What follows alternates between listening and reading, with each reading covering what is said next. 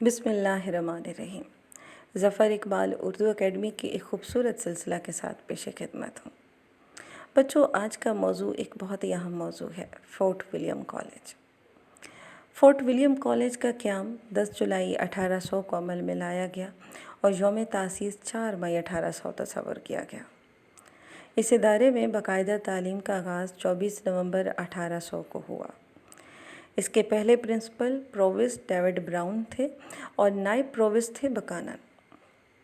Mister Benjamin ایڈمانسٹن فارسی کے استاد مقرر ہوئے، جان بیلی عربی کے استاد تھے اور ڈاکٹر جان گلکرسٹ ہندوستانی زبان کے استاد مقرر ہوئے۔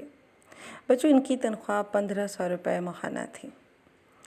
فروری تا دسمبر 4 ٹرمز ہوتی تھیں، ساتھ ساتھ 300 روپے وظیفہ بھی مقرر کیا گیا۔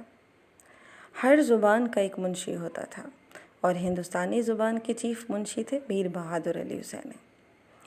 کالج میں تقسیم اسناد کا پہلا جشن 6 فروری 1802 کو منعقد ہوا۔ بچوں، اس کالج کے لیے زمین لارڈ ولزلی نے میک ڈونلڈ نامی انگریز سے لی۔ جدید اردو نثر کے فروغ میں ہم اس ادارے کے کردار کو کبھی نہیں بھول سکتے۔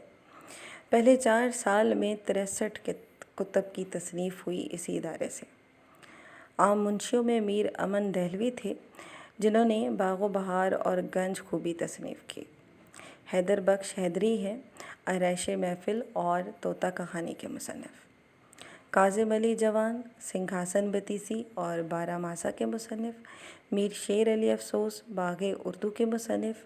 مظہر علی بھلا ہیں، جنہوں نے بیتال پچیسی اور مدھونر لکھی۔